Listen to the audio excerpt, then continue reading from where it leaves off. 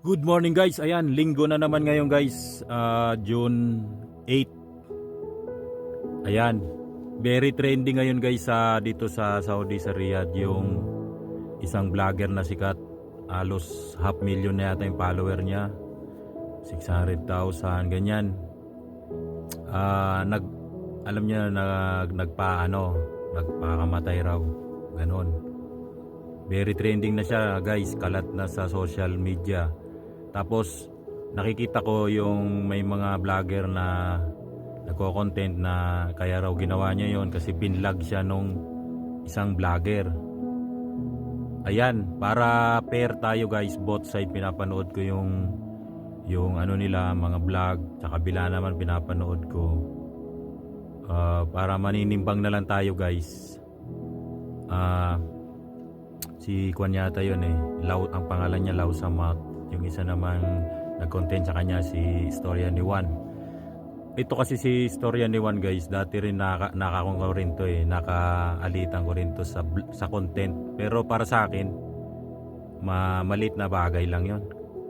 Hindi ko masyadong dinidibdib yun. Kasi Kwan naman ako Hindi naman ako sa mga maliliit lang na diskusyon ng content lang. Wala sa akin yan. Ito kasi si Storya ni Juan nasa ibang bansa na to, nasa UK na to. Dati kasi siya dito sa Saudi, sikat siya dito. Halos million followers na siya dito Ang nangyari lang kasi napanood ko sa kabilang both side.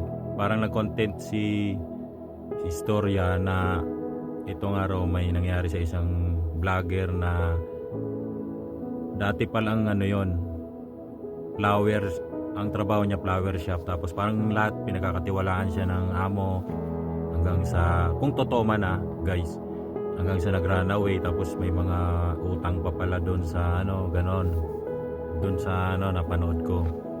So parang inaanap yata siya ng amo. Yun ang binlog siya ni Juan. Tapos siguro napanood naman ng isang vlogger, parang siguro raw parang napahiya.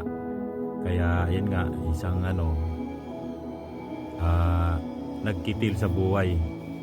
Ayan, ako magtitimbang tayo guys, kasi kung para sa ganyan tapos na sarado na ang case close na. Kasi pag ang tao patay na, wala na yan, case close na yan. Kahit sabihin mong marami pang atraso yan, wala na yan.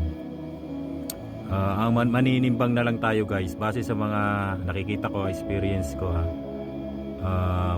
mga nakakausap. Totoo talagang napakarami talagang nagtatrabaho ditong mga Pinoy sa flower shop. Kasi yung flower shop dito guys in demand yan, lalong mga okasyon. Totoo yan, kasi ako lagi akong inuutusan ni amo, paggawa ka ng ganito, mga bulaklak, paggawa ka ng regalo.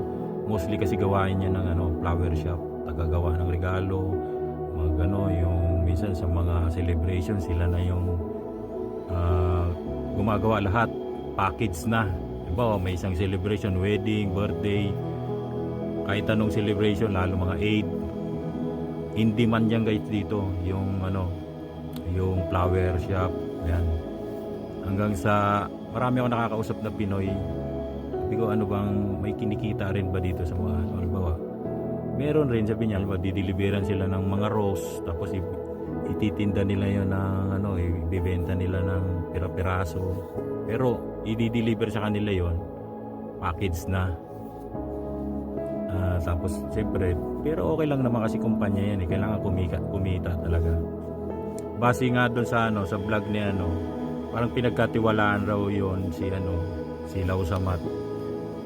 Kaya siguro may nakikita ko na naman dito.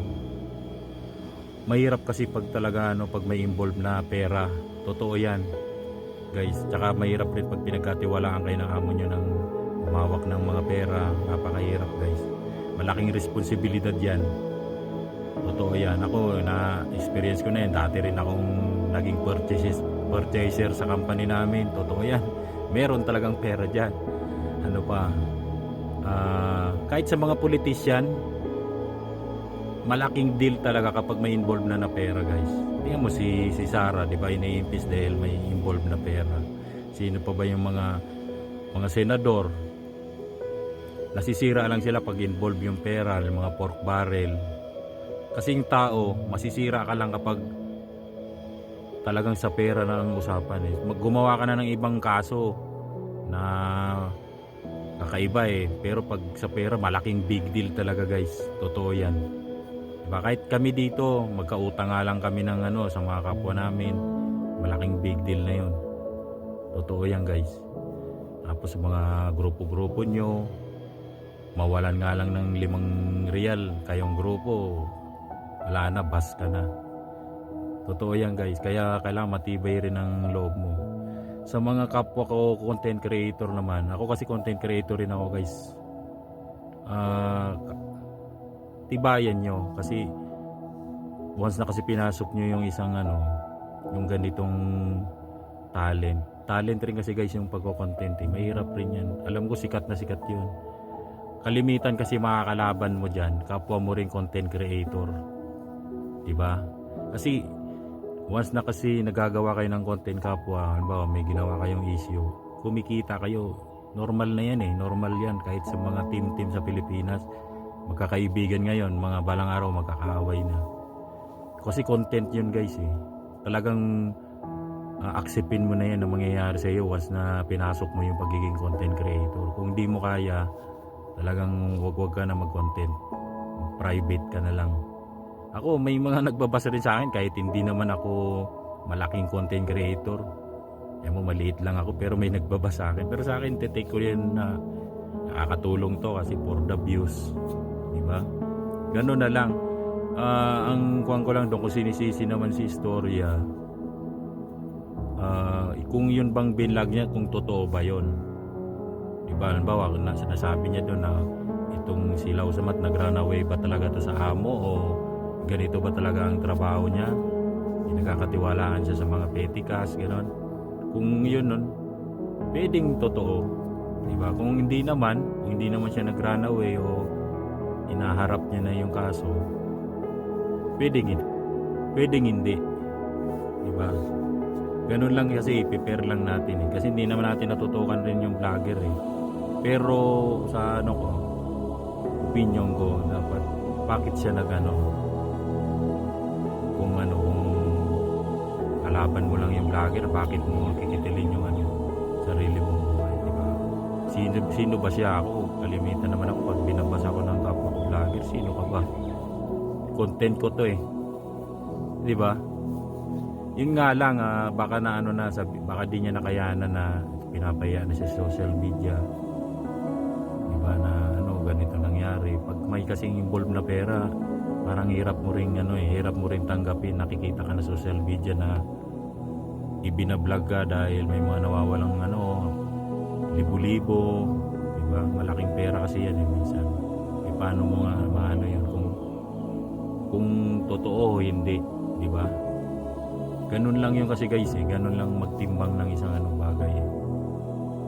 Although wala na, close case na yan kasi wala na eh, parang RIP na lang kay Kabayan. Tapos next time na lang,